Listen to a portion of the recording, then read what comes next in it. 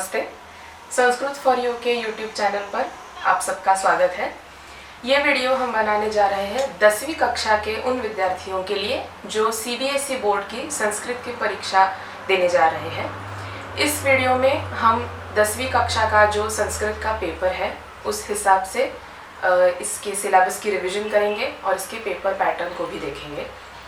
इस वीडियो में हम जो पेपर पैटर्न है उसके सीक्वेंस से जाएंगे ताकि हर एक सवाल भी कवर हो और उस सवाल में जो सिलेबस है वो सिलेबस की भी आपकी रिवीजन हो जाए। आपके पेपर का ड्यूरेशन होगा 3 घंटे का। इसमें पहले 10 मिनट में आपको आंसर शीट मिलेगी जिसमें आपको आंसर शीट पे आपके सारे डिटेल्स फिल करने होंगे, आपका रोल नंबर लिखना होगा। सबसे ज़रूरी बात, आंसर शीट में ये जो पहले 10 मिनट होते हैं उसमें आपको आंसर शीट आपकी जो हॉरिजॉन्टल होती है उसमें दोनों साइड पे आपको मार्जिन छोड़ना है। अपना जो पेपर होता है वो कई अलग अलग सेंटर्स पे होता है और जब वो एक साथ बंडल बांधा जाता है तो आखिरी का जो हिस्सा होता है वो कई बार फट जाता है या वो ख़राब हो जाता है। तो अगर आप पेपर के कोने तक लिखेंगे तो वो हिस्सा चला जाता है और फिर आपको उसके मार्क्स भी नहीं मिलेंगे। कभी कभी फुल स्टॉप होता है, कोई पंक्चुएशन मार्क होता है, तो अगर वो चला जाए तो उसके मार्क्स कट हो सकते हैं। इसलिए आंसर शीट के दोनों तरफ 2-2 उंगलियों का अंतर छोड़ के आपको मार्जिन बनानी है। ये पहले 10 मिनट में आंसर शीट की सारी टेक्निकल डिटेल्स भरकर और मार्जिन छोड़कर आपको 10 मिनट में ये रेडी रखना है। उसके बाद आपको क्वेश्चन पेपर मिलेगा। क्वेश्चन पेपर आपको अच्छी तरीके से पढ़ना है और उसमें ऐसा बोर्ड के एग्ज़ाम में तो हम क्वेश्चन पेपर पे कुछ लिख नहीं सकते, लेकिन जो ग्रामर का सेक्शन होता है वो पढ़ने के बाद आपको तुरंत ही पता चलता है कि उसका आंसर क्या है, क्योंकि मल्टीपल चॉइस क्वेश्चंस होते हैं। तो मैं ऐसा कहूँगी कि जब आप आंसर शीट में लिखना शुरू करते हैं तो आप ऐसा कर सकते हैं कि जो व्याकरण का सेक्शन है यानी जो ग सेक्शन है वो आप सबसे पहले लिख सकते हैं, क्योंकि उसमें कोई गलतियाँ होने की संभावना बहुत कम होती है, ना कि आप कोई प्रोज या पोइट्री का क्वेश्चन लिखें। जब आप सेक्शंस का सीक्वेंस चेंज करते हैं उसमें आपको सिर्फ एक बात ध्यान में रखनी है कि आप सेक्शन का नंबर और जो सेक्शन का नाम है यानी क, ख, ग और घ वो एकदम सही से लिखे, ताकि जो एग्जामिनर उसको चेक करेगा उसको मार्क्स देने में कोई गलती ना हो और कोई डाउट ना हो कि ये कौन सा सेक्शन है। अगर आप सीक्वेंशियली लिख रहे हैं क, ख, ग, घ तो कोई प्रॉब्लम नहीं, लेकिन आप सीक्वेंस चेंज करते हैं तो आपको वो बहुत अच्छी तरीके से लिखना है। हर प्रश्न का जो नंबर होता है हमारे पेपर में, कुल जितने भी प्रश्न होते हैं उन सब प्रश्नों का नंबर आप आइदर सेंटर पेज पे लिख सकते हैं या फिर जो लेफ्ट हैंड साइड मार्जिन होती है उसमें लिख सकते हैं। लेकिन एक बात ज़रूर ध्यान में रखना कि आप जो भी सेक्शन का नाम लिखेंगे और प्रश्न का भी नंबर लिखेंगे उसको हाईलाइट ज़रूर करें, उसको अंडरलाइन ज़रूर करें, ताकि जो एग्जामिनर होता है उसको चेक करते वक्त आसानी होती है। सीक्वेंस ऑफ द सेक्शंस जो है हमारे क्वेश्चन पेपर में, तो हमारा पूरा क्वेश्चन पेपर 4 सेक्शंस में विभाजित है, क, ख, ग और घ। पहला क सेक्शन जो है उसमें अनसीन पैसेज है, अपठित अवबोधनम, यानी जो अभ्यासवान भव इस किताब में जो अनसीन पैसेजेस का सेक्शन है वो पहला सेक्शन है। दूसरा जो ख सेक्शन है उसमें राइटिंग स्किल्स है। तीसरा जो ग सेक्शन है उसमें व्याकरण है, ग्रामर है। और चौथा यानी घ सेक्शन जो है उसमें प्रोज, डायलॉग और पोएट्री है।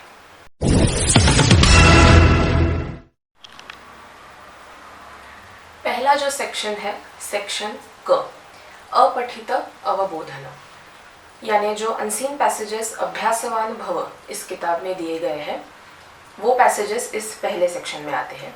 इस पूरे सेक्शन के 10 मार्क्स है और इस सेक्शन में एक ही सवाल है। उस सवाल के 3 सब क्वेश्चंस हैं। तो इसका स्ट्रक्चर ऐसा है कि आपको एक पैसेज दिया जाएगा, उसके नीचे सबसे पहला जो सवाल होगा वो होगा एक पदेन उत्तरत, यानी 1 वर्ड आंसर। उसमें आपको 2 सवाल दिए जाएंगे। उसके बाद 1 सेंटेंस आंसर यानी पूर्ण वाक्य न उत्तरत, उसमें भी आपको 2 सवाल दिए जाएंगे। और तीसरा जो सेक्शन है वो है भाषिक कौशलम, यानी उसमें वोकैबुलरी और ग्रामर के सवाल आएंगे। और इसी सेक्शन में जो चौथा प्रश्न होगा वो होगा गद्यांशम पठित्वा यथोचितम शीर्षकम लिखत, यानी इस पूरे पैसेज को आपको एक टाइटल देना होगा, एक नेम देना होगा, और ये सवाल कंपलसरी होता है। इस सेक्शन का जो डिवीजन होता है 10 मार्क्स का, वो एकपदेन उत्तरत के जो 2 सवाल होते हैं उनको 1-1 मार्क है। उसके बाद 1 सेंटेंस को, एक सवाल को 2 मार्क होते हैं, और भाषिक कौशलम के 4 सवाल होते हैं, उनको 4 मार्क्स होते हैं। इस सवाल का जो सोर्स है वो तो मेनली अभ्यासवान भव ही होता है, क्योंकि उसमें 8 पैसेजेस दिए गए हैं, लेकिन कोई एग्जामिनर, कोई इन्विजिलेटर कोई दूसरा पैसेज भी इसमें डाल सकता है, तो आउट ऑफ द बुक आने की प्रोबेबिलिटी इस सवाल की भी है। ये पूरा पैसेज जो इसमें सवाल आते हैं, ये अच्छी तरीके से सॉल्व करने का एक ही तरीका है, और वो है कि ये पैसेज आप बहुत अच्छी तरीके से पढ़ें, और इस पैसेज में जितने भी शब्द आते हैं उन सारे शब्दों का अर्थ आपको अच्छे से पता हो। अगर किसी शब्द का अर्थ आपको पढ़ाई करते वक्त समझ में ना आए तो आप उसको हाईलाइट करें, उसको अंडरलाइन करें, और आप किसी डिक्शनरी में या किसी से पूछकर उसका अर्थ मालूम करें।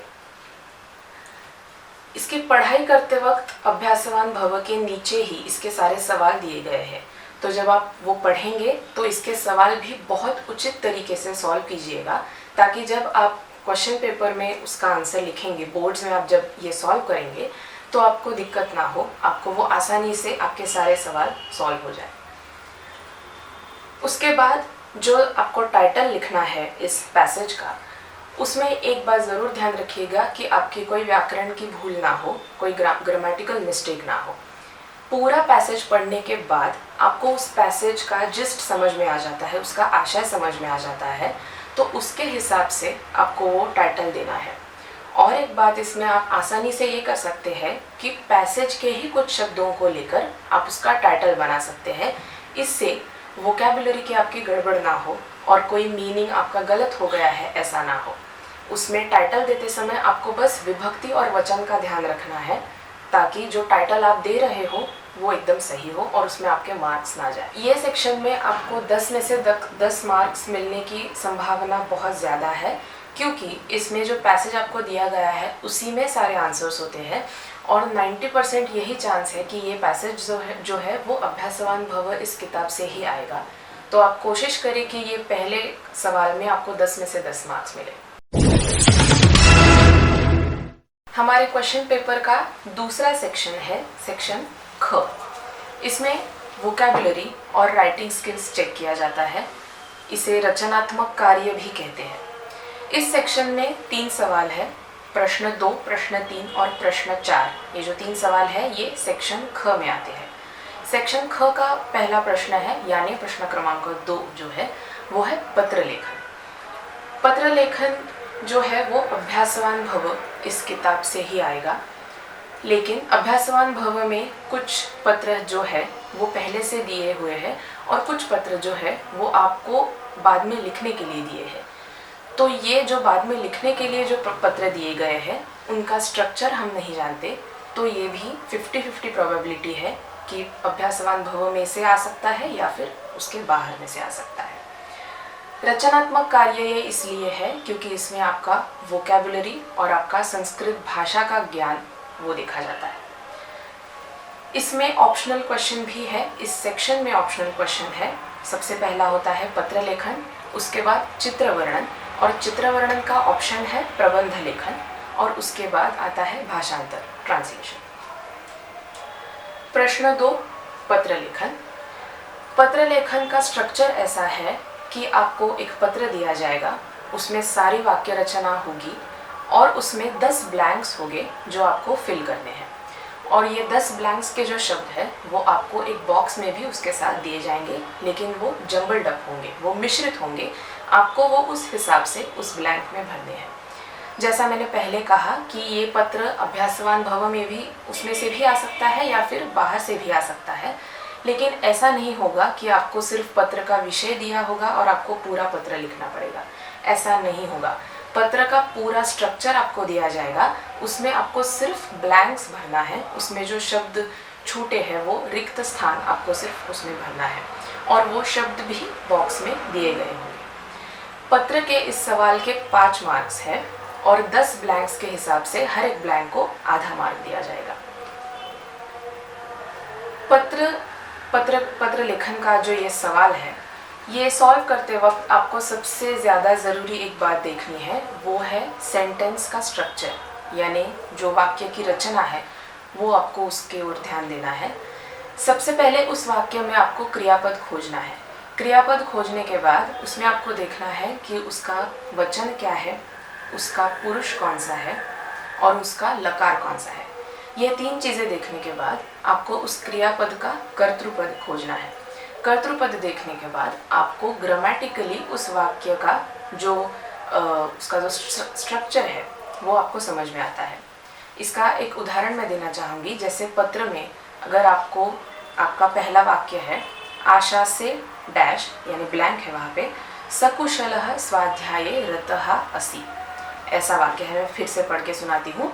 आशा से डैश सकुशलः स्वाध्याये रतः असि। इस वाक्य में असि ये क्रियापद है और इस क्रियापद से हमें समझ में आता है कि ये मध्यम पुरुष का क्रियापद है। तो नेचुरली इसका जो कर्तृपद होगा वो कोई युष्मद सर्वनाम का ही शब्द होगा। तो जब हम बॉक्स में देखते हैं तो वहाँ पे हमें दो ऑप्शंस दिखाई देते हैं जो युष्मद के हैं, त्वम और तव। त्वम और तव में अभी अब हमको देखना है कि इस क्रियापद के लिए और उसके बाद में जो शब्द आते हैं उस वाक्य में, उसमें त्वम जाएगा या तव जाएगा।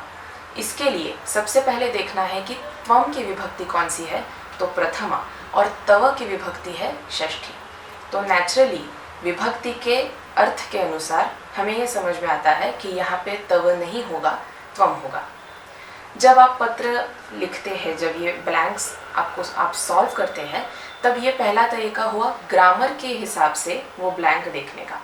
लेकिन कभी कभार ऐसा भी होता है कि ग्रामेटिकली आपको समझ में नहीं आता कि कौन सी ब्लैंक आए, क्योंकि वहाँ पे ऑप्शंस बहुत सारे होते हैं। तब वहाँ आपको मीनिंग की तरफ ध्यान देना है, आपको वोकैबुलरी की तरफ ध्यान देना है। जो वाक्य होता है उसमें कौन सा शब्द है और उसका क्या अर्थ है, ये जान के आपको वो ब्लैंक फिल करनी है। जैसे एतल लक्ष्यम डैश बाल्यकालात् एव सामान्य ज्ञानस्य अध्ययनं करणीयम्। अभी इस वाक्य में आपको कर्तृपद भी है और क्रियापद भी है, लेकिन आपको कर्तृपद या क्रियापद के आधार पर ब्लैंक फिल नहीं करनी है। आपको इसका जो पूरा अर्थ है वाक्य का वो समझ के आपको इस ब्लैंक को फिल करना है। तो एतल लक्ष्यम यानी ये जो लक्ष्य है, बाल्यकालाद एव बाल्यकाल से ही, बचपन से ही, सामान्य ज्ञानस्य सामान्य ज्ञान का अध्ययनं करणीयम् अध्ययन करना चाहिए। तो ये पूरा वाक्य देखकर आपको ये समझ में आता है कि इसमें वोकैबुलरी यानी अर्थ जो है वो जानकर आपको समझ में आता है कि यहाँ पे प्राप्तुम ये जो बॉक्स में दिया गया हुआ शब्द है वो आना चाहिए। ये जानने के लिए मैंने जैसा पहले कहा कि बॉक्स के दिए गए शब्द और जो पत्र है उन दोनों के सारे अर्थ आपको जानने होंगे। तो ये पूरा वाक्य ऐसा होता है, एतल लक्ष्यम प्राप्तुम यानी ये लक्ष्य प्राप्त करने के लिए बाल्यकालात् एव बचपन से ही सामान्य ज्ञानस्य अध्ययनं करणीयम् सामान्य ज्ञान का अध्ययन आपको करना चाहिए। ये उसका पूरा मीनिंग हो गया। पत्र लेखन करते समय आपको पेपर लिखते समय ये बहुत अच्छी तरीके से ध्यान देना है कि जो आप ब्लैंक फिल करोगे उसके नीचे अंडरलाइन ज़रूर कीजिएगा, क्योंकि इतने सारे क्वेश्चन पेपर होते हैं, इतने सारे आंसर शीट्स होते हैं उस एग्जामिनर के पास, तो वो पूरा पत्र नहीं देखता है। वो सिर्फ आपकी ब्लैंक जो है उसको देख के आपको मार्क्स दे और उसके लिए आसानी हो, जो 5 मार्क्स आपको देने हैं वो आसानी से मिल जाए। पत्र लेखन में आप ट्राई करें, आप कोशिश करें कि आपको ज़्यादा से ज़्यादा मार्क्स मिले। और अगर ये अभ्यासवान भव किताब में से आया हो तो कोई दिक्कत नहीं, लेकिन अगर उसके बाहर से भी आया हो तो ये जो मैंने 2 ट्रिक्स बताई अभी आपको, ग्रामर के हिसाब से और वोकैबुलरी के हिसाब से, ये दोनों ट्रिक्स आप उसमें अच्छी तरीके से इस्तेमाल करके जितना ज़्यादा हो सके उतना अच्छे से आप इस सवाल को अटेम्प्ट करें। इसी सेक्शन का अगला प्रश्न है प्रश्न क्रमांक 3, चित्र वर्णन। इस प्रश्न के 5 मार्क्स है और इसका स्ट्रक्चर ऐसा है कि आपको एक चित्र दिया जाएगा आपके क्वेश्चन पेपर में और उस चित्र के आधारित आपको 5 सेंटेंसेस बनाने हैं संस्कृत में, और उसके लिए भी आपको जो चित्र के अनुसार कुछ संस्कृत वर्ड्स हैं, की वर्ड्स हैं, वो आपको एक बॉक्स में दिए जाएंगे। उसके आधार पर आपको 5 वाक्य इसमें बनाने हैं और उन 5 सेंटेंसेस को 5 मार्क्स है। इसका भी सोर्स में, जैसा मैंने कहा कि अभ्यासवान भव में आपको जो चित्र वर्णन के जो एक उदाहरण दिए हैं, 10 उदाहरण उसमें से आ सकता है, या फिर उसके बाहर का भी कोई आएगा। लेकिन इसमें भी सिर्फ चित्र आपको नहीं दिया जाएगा, चित्र के साथ आपको उसके आधारित शब्द भी दिए जाएंगे और उन शब्दों के आधार पर ही आपको 5 सेंटेंसेस बनाने हैं। इस प्रश्न का संपूर्णतः जो सॉल्व करने का तरीका यही है कि आपका ग्रामर और वोकैबुलरी टेस्ट होगा। इसमें आप जब वाक्य लिखेंगे तो आपको ये ज़रूर ध्यान देना है कि जो बॉक्स में दिए हुए शब्द हैं उनका अर्थ आपको पता है और उसके हिसाब से आप वो वाक्य बना रहे हैं।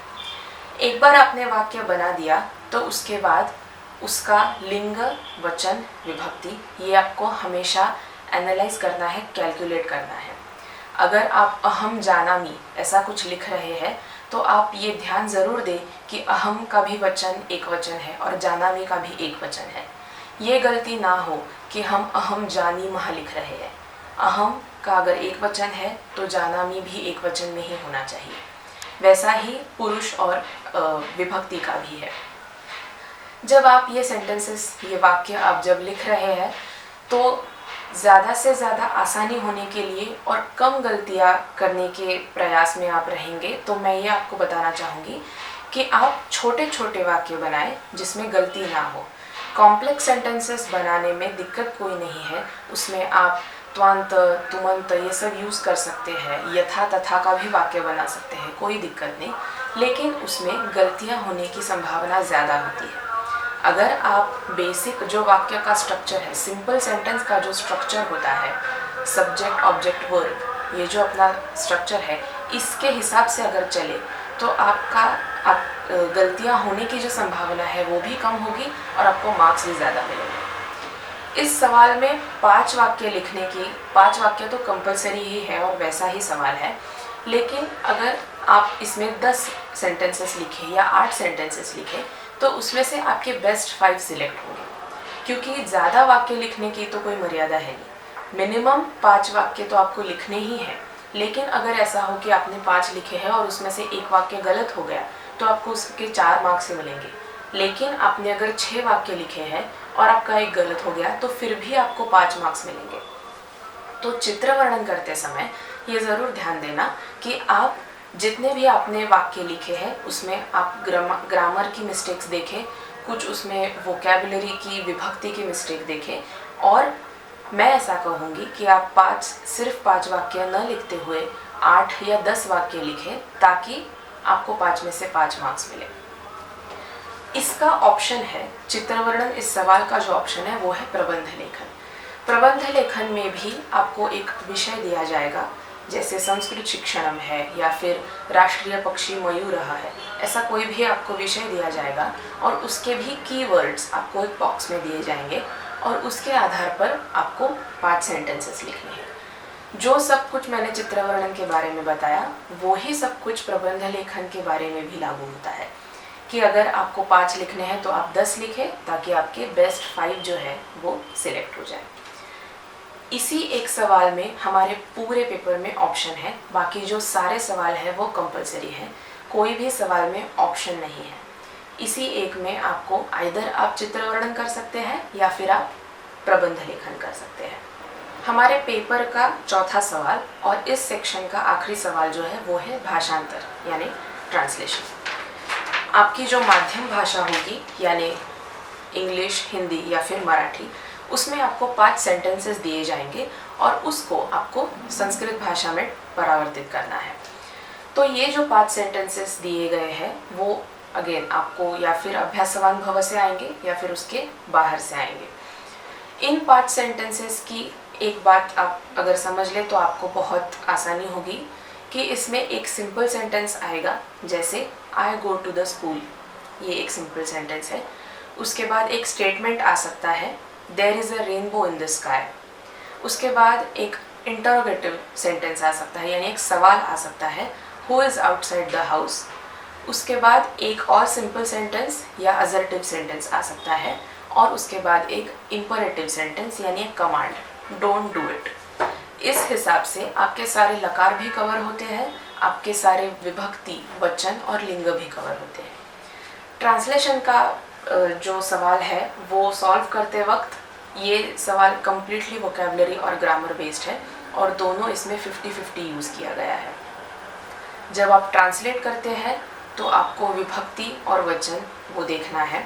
आई गो टू द स्कूल लिखते समय अहम विद्यालयं गच्छामि, ऐसा वाक्य बनाते समय आपको ये ज़रूर ध्यान देना है कि कुछ कुछ क्रियापदों के लिए कुछ स्पेसिफिक विभक्ति ही इस्तेमाल की जाती है।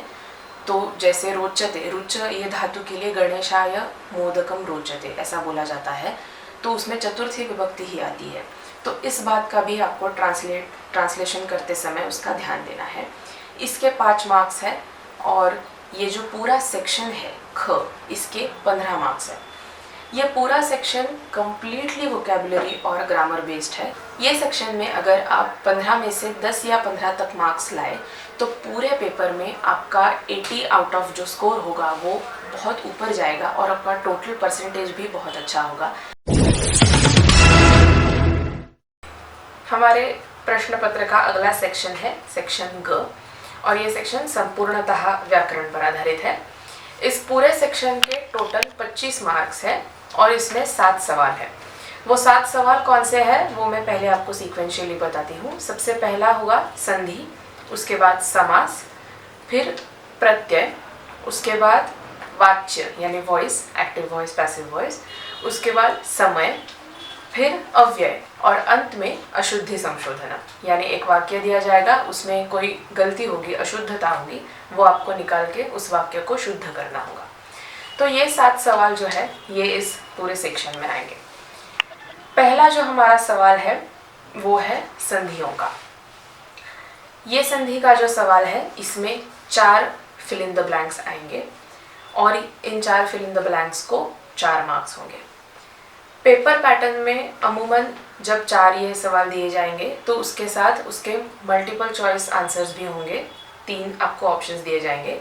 ये जो 4 सवाल है उसमें उसके साथ आपको मल्टीपल चॉइस क्वेश्चन यानी मल्टीपल चॉइस आंसर्स भी दिए जाएंगे, लेकिन अगर ऑप्शंस नहीं हो तो भी ये 4 में आपको फिल इन द ब्लैंक्स तो ज़रूर होंगी। ऐसा नहीं है कि आपको सिर्फ संधि दी जाएगी और उसका विग्रह करना होगा, या फिर विग्रह दिया जाएगा और संधि करनी होगी। पूरा का पूरा वाक्य आपको इसमें बताया जाएगा।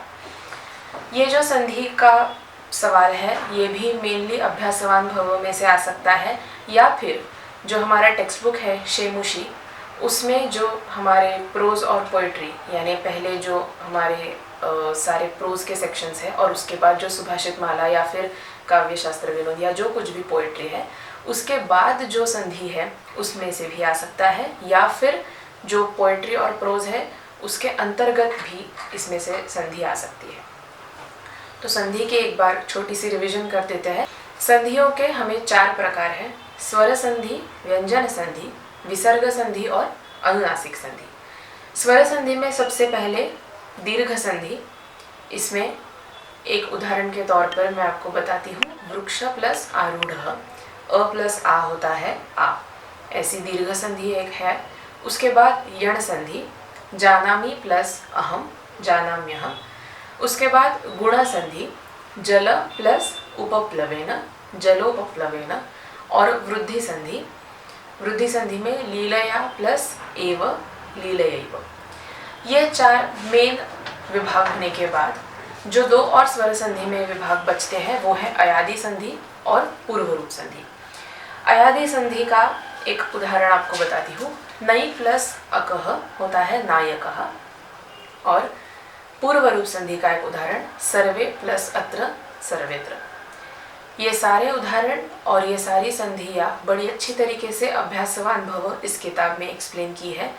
और ये जो संधि का सवाल है इसमें जो इस किताब में बाद में जो वर्कशीट दिया है उसमें से भी सवाल आ सकते हैं, या फिर जैसा मैंने कहा शेमुशे में से भी आ सकते हैं।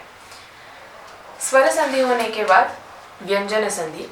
व्यंजन संधि की ऐसी कोई स्पेसिफिक कैटेगरीज नहीं है, इसीलिए मैं आपको जो उदाहरण इसमें दिए गए हैं उस उदाहरण के तौर से ही आपको एक्सप्लेन करूँगी।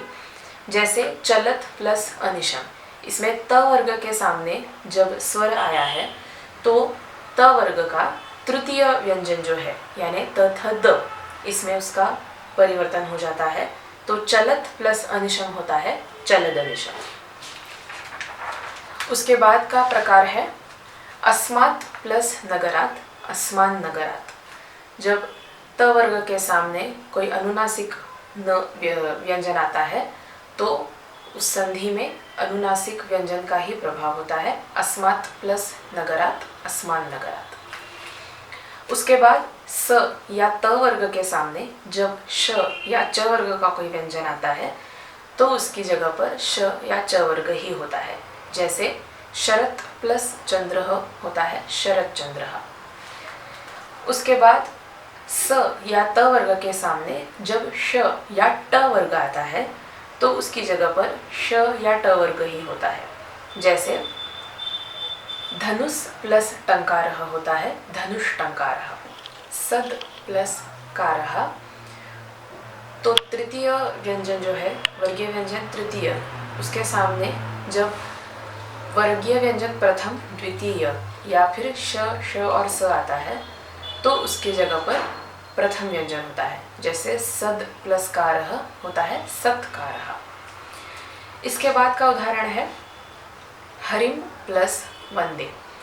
जब पद के अंत में हलंत म होता है और उसके बाद अगर कोई व्यंजन आता है तो उस हलंत म का अनुस्वार में परिवर्तन होता है। हरिम वंदे ऐसा जब हम लिखते हैं तो उसमें हलंत म के जगह पर अनुस्वार हो जाता है। और वैसे ही अगर सामने स्वर हो तो उसका परिवर्तन अनुस्वार में नहीं होता, वो हलंत म ही रहता है। उसके बाद का उदाहरण है सम चयः। जब पद के अंत में हलंत म हो और सामने कोई व्यंजन हो तो उस व्यंजन के हिसाब से उसका वर्गीय व्यंजन जो होता है अनुनासिक वर्गीय व्यंजन वो किया जाता है। जैसे सम प्लस चयः में च वर्ग का जो अनुनासिक व्यंजन है वो है य, तो वो हलंत म जो है उसकी जगह पर य होता है और सम प्लस चयः होता है संचयः। इसके बाद जो तीसरा प्रकार है विसर्ग संधि। विसर्ग संधि में विसर्ग के सामने अगर श च या छ आता है तो उस विसर्ग का परिवर्तन श में होता है। जैसे शिरः प्लस छेदः होता है शिरश्छेदः। उसके बाद विसर्ग के सामने अगर स त या थ आता है तो विसर्ग का परिवर्तन स में होता है। जैसे नमः प्लस ते होता है नमस्ते। उसके बाद विसर्ग के सामने अगर श ट या ठ आता है तो विसर्ग का परिवर्तन श में होता है। जैसे धनुः टंकारः धनुष्टंकारः।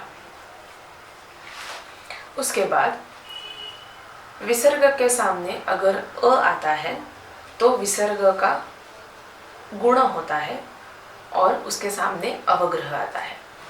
लक्ष्मणः प्लस अपि। विसर्ग के सामने अगर अ आता है तो विसर्ग की जगह गुण होकर अवग्रह अ के जगह अवग्रह होता है। जैसे लक्ष्मणः प्लस अपि होगा लक्ष्मणोपि। इसके बाद का उदाहरण है वह्निः दह्यते। अ और आ ये दो स्वर छोड़ के तो कोई दूसरा स्वर हो और उसके बाद विसर्ग हो और उसके बाद अगर स्वर वर्गीय व्यंजन तृतीय चतुर्थ या पंचम वर्ण हो तो उस विसर्ग के जगह पर रेफ होता है यानी र होता है। तो वह्निः प्लस दह्यते होगा वह्निर्दह्यते। इसके बाद अनुनासिक संधि। अनुनासिक संधि में जो पद है उसका जो अंतिम व्यंजन है उसके बाद के पद का आदि व्यंजन अगर अनुनासिक व्यंजन हो तो पहले जो पद का अंतिम व्यंजन है उसका पंचम वर्ग होता है, पंचम वर्गीय व्यंजन होता है। जैसे एतत् प्लस न, यहाँ पे एतत् जो है वो व्यंजन है त और उसके बाद न जो आया है वो एक अनुनासिक वर्ण है, तो त के जगह पर एतत् के जगह पर उसी का वर्गीय व्यंजन पंचम होगा यानी त थ द ध न। तो एतत् प्लस न होता है एतन्न। इसके बाद ग सेक्शन का दूसरा सवाल है समास। समास के सवाल में भी आपको यदि समास बनाने के लिए आ सकता है या फिर समास का विग्रह करने के लिए आ सकता है। इसके लिए 4 मार्क्स हैं और इस सवाल में भी आपको जो वाक्य दिया जाएगा उसमें एक समास होगा। अगर उस समास का विग्रह आपको करना है तो उसके लिए भी मल्टीपल चॉइस आंसर्स होंगे, और अगर आपको समास का विग्रह पहले से दिया हुआ है तो समास करने के लिए जो समास है उसका आंसर दिया होगा। इस सवाल में आपको कहीं पे भी समास कौन सा है ये बताने के लिए नहीं आएगा। आपको सिर्फ समास यदि बनाना है तो आपको उसके लिए ऑप्शंस दिए जाएंगे या फिर आपको उसका विग्रह करना होगा। समास की एक क्विक रिवीजन देख लेते हैं। समास 4 प्रकार के हैं आपको। पहला है अव्ययी भाव, उसके बाद तत्पुरुष, उसके बाद द्वंद्व और उसके बाद बहुव्रीहि। अव्ययी भाव समास में आपको एक ज़रूर ध्यान देना है कि इसमें जो पहला पद होता है वो हमेशा कोई दूसरा कोई अव्यय होता है, तो वो विग्रह में नहीं आता। जैसे यथामति, ये समस्त पद है लेकिन उसका विग्रह होता है मतिम अनतिक्रम्य। तो अव्ययी भाव समास का विग्रह करते वक्त भी आपको ये ध्यान देना है, और अगर विग्रह दिया हुआ है तो उसका समास करते वक्त वो जो अव्यय है वो आपको उचित यूज करना है। अव्ययी भाव समास के बाद आते हैं तत्पुरुष समास। तत्पुरुष समास में हर विभक्ति के जो सारे समास है, द्वितीय विभक्ति, तृतीय विभक्ति, तत्पुरुष समास, ये सारे समास आपको है। तो मैं सारे समासों का सिर्फ एक एक आपको उदाहरण बताती हूँ। ग्रामगतः, ग्रामंगतः द्वितीय तत्पुरुष, कालिदास लिखितं, कालिदासेन लिखितं तृतीय तत्पुरुष, यज्ञ सामग्री, यज्ञाय सामग्री चतुर्थी तत्पुरुष, सिंहभीतः, सिंहात् भीतः पंचमी तत्पुरुष, गृहपतिः, गृहस्य पतिः षष्ठी तत्पुरुष, संगीतपटुः, संगीते पटुः सप्तमी तत्पुरुष, असत्यं न सत्यम नए तत्पुरुष। उसके बाद तत्पुरुष के ही और 2 भेद है, कर्मधारय और द्विगु समास। कर्मधारय जो है वो विशेषण विशेष्य संबंध से कर्मधारय समास बनता है। इसका एक उदाहरण महावृक्षः, महान वृक्षः। इसके बाद द्विगु समास जो सबसे आसान है, उसमें संख्यावाची शब्द होता है। त्रिलोकम या फिर नवरात्रम, तो उसका विग्रह करते समय सिर्फ आपको एक बात का ध्यान देना है कि जो संख्यावाची शब्द है उसकी भी आपको विभक्ति बतानी है।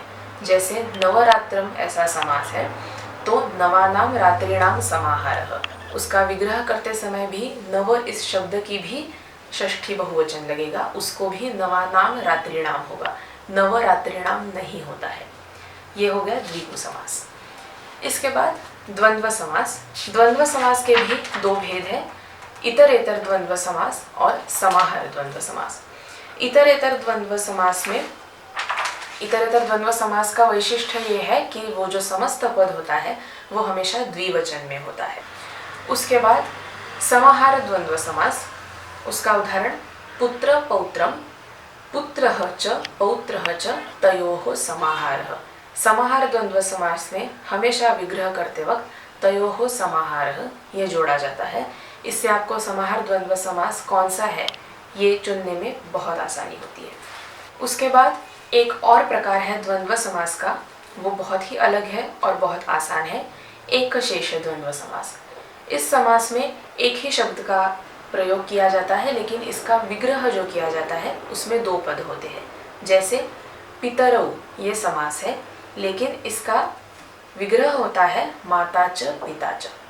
एकशेष द्वंद्व समास के उदाहरण बहुत कम है, तो अगर आपको पितरौ ये समास आता है तो इसको आप किसी दूसरे समास से कंफ्यूज ना करें, ये एकशेष द्वंद्व समास का उदाहरण है, ये याद रखिएगा।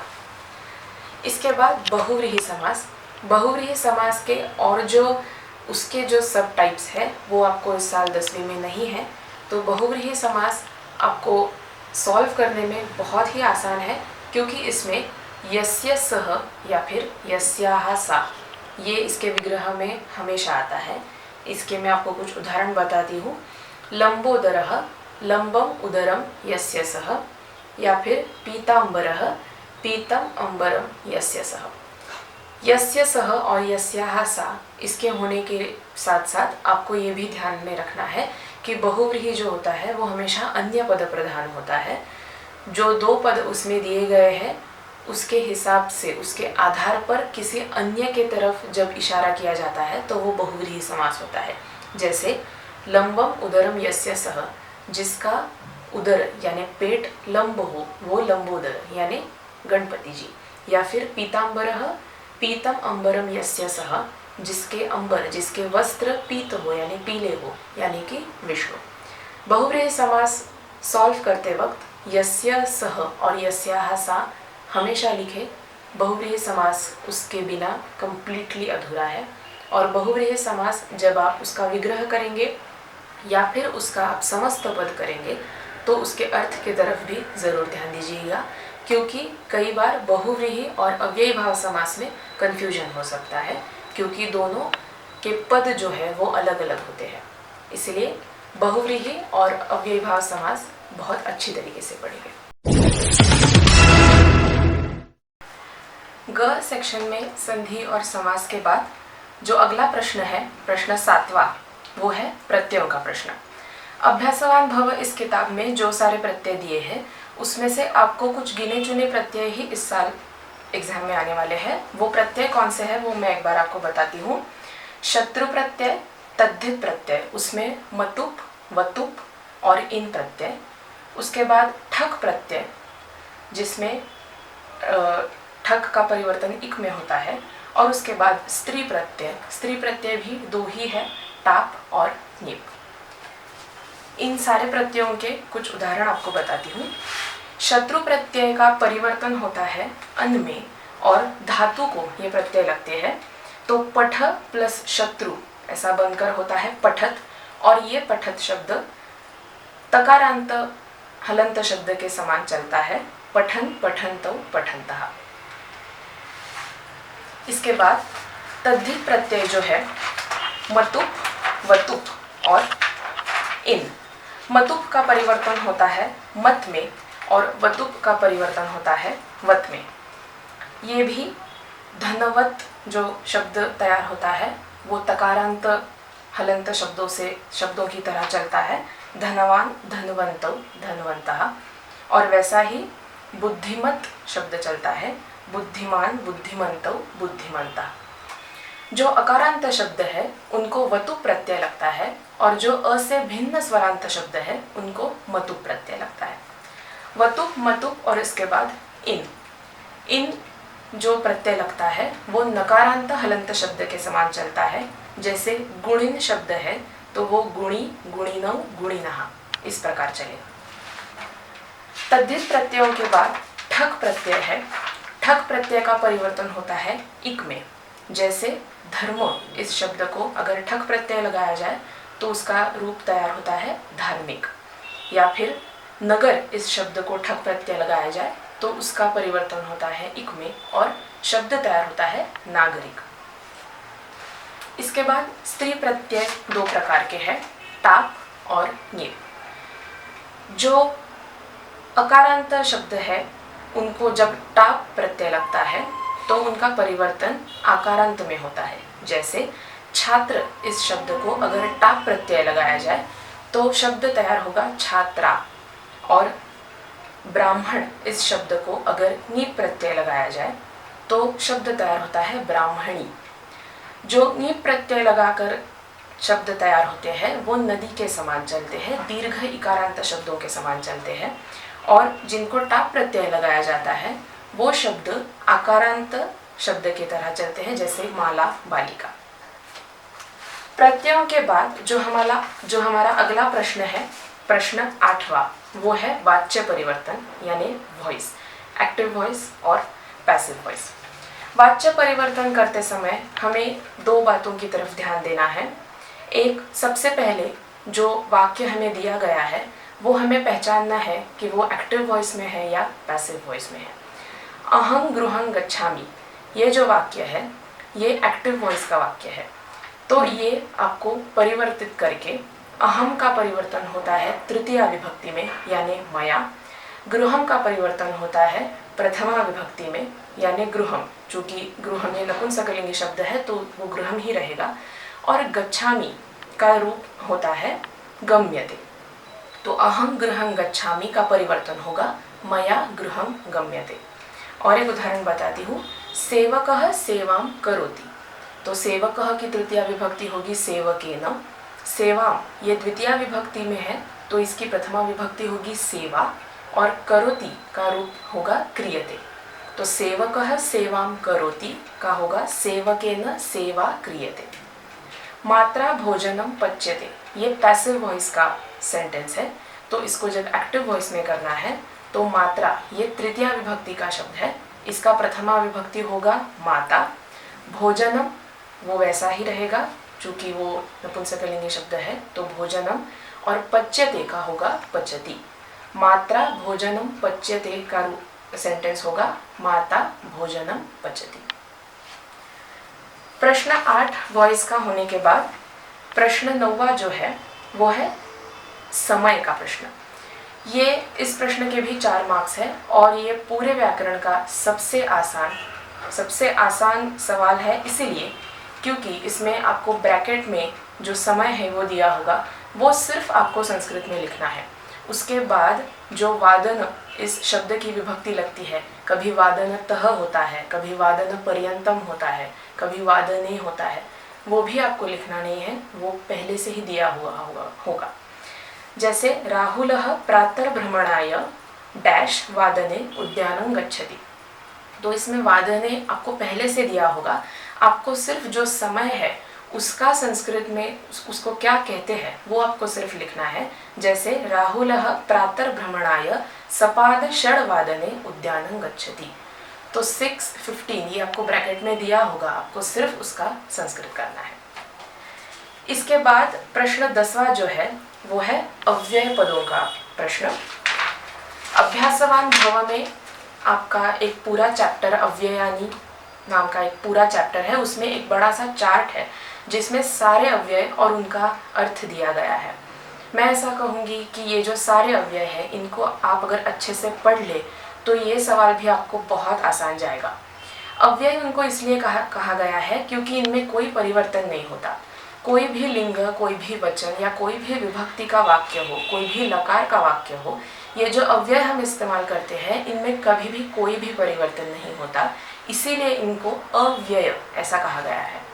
तो नूनम, यदा, तदा, यदि, तरही, तथा, यथा, ये जो सारे अव्यय हैं ये बहुत ही आसान है और इनका अर्थ अगर आप एक बार जान ले तो ये जो फिल इन द ब्लैंक्स आपको पेपर में आएंगे ये सॉल्व करने में आपको बहुत आसानी होगी।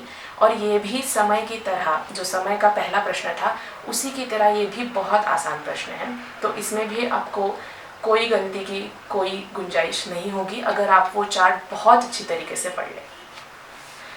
इसके बाद ग सेक्शन का यानी व्याकरण सेक्शन का जो सबसे आखिरी सवाल है वो है अशुद्धि संशोधनम। अशुद्धि संशोधनम में आपको 2 बातें बहुत अच्छी तरीके से ध्यान में देनी है, वो है विभक्ति और दूसरी वचन। अशुद्धि संशोधन का जो प्रश्न है उसमें आपको 3 वाक्य दिए जाएंगे, लेकिन ये 3 वाक्य जो है उसमें लिंग, वचन, विभक्ति या वाच्य इनकी अशुद्धियाँ होगी जो आपको खोजनी है और वहाँ शुद्ध उत्तर लिखना है। ये प्रश्न में आपको मल्टीपल चॉइस आंसर्स हो भी सकते हैं या फिर नहीं भी हो सकते, लेकिन जो अशुद्धि है उसको अंडरलाइन करके आपको दिया जाएगा। तो जो वाक्य है जैसे अहम नृत्यं कुर्वन्ति, तो ये अशुद्ध वाक्य है, इसमें कुर्वन्ति को हाईलाइट किया हुआ है। तो ये हाईलाइट करने के बाद आपको समझ में आता है कि कुर्वन्ति की अशुद्धि मुझे खोजनी है। अहम नृत्यं कुर्वन्ति, इसमें अहम को कुर्वन्ति ये क्रियापद नहीं लगता है, तो अहम नृत्यं करोमि ये जो सही जवाब है उसके मल्टीपल चॉइस आपको दिए जाएंगे, या फिर अगर नहीं भी दिए जाए तो जो अंडरलाइन अशुद्धि है उसको आपको शुद्ध करना है। ग्रामर सेक्शन के बाद हमारा चौथा सेक्शन जो है वो है घ सेक्शन, जो शेमुशी इस किताब से लिया गया है। इस वीडियो को लाइक करें और ज़्यादा से ज़्यादा शेयर करें, अपने दोस्तों तक पहुंचाएं और संस्कृत फॉर यू इस चैनल को भी सब्सक्राइब करें। हमारी टीम की तरफ से आप सभी को 10वीं की आपकी परीक्षा के लिए बहुत बहुत शुभकामनाएं। यशस्वी भव। धन्यवाद।